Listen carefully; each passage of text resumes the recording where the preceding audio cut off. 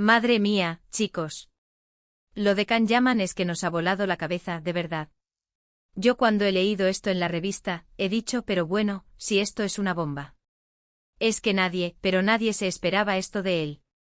Ha salido en una entrevista y ha soltado la perlita que está haciendo que todo el mundo hable, y no precisamente para bien. A ver, para ser honestos, Can Yaman siempre ha sido un personaje que da juego. Sus relaciones, su vida privada, todo es un poco un culebrón, ¿no? Pero esto es otro nivel. Parece que ha estado jugando a la discreción durante un tiempo y de repente ¡zas! Confesión sorpresa.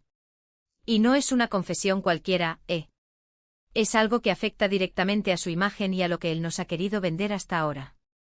Lo que yo creo que está pasando es que Can se ha dado cuenta de que ya no puede seguir con la imagen de chico perfecto, de príncipe azul que conquistaba a todas.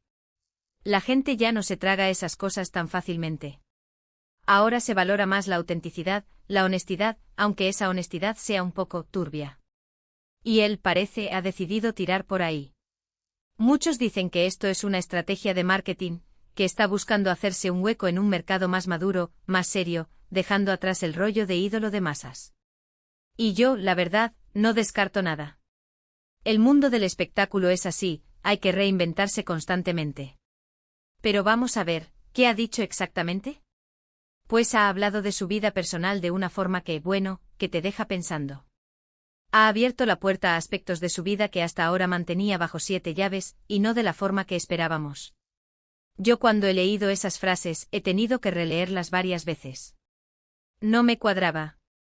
Porque Can Yaman en su momento era el sueño de muchas. Y ahora al soltar esto, es como si se quitara un poco la máscara, ¿no? Pero claro, ¿qué hay debajo de la máscara?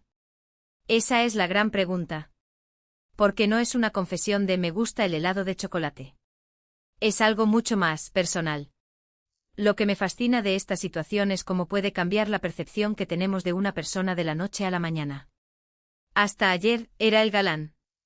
Hoy, después de esta confesión, bueno, se abre un abanico de interpretaciones. Algunos lo verán valiente por ser sincero, otros lo criticarán duramente por cómo lo ha hecho o por lo que ha dicho.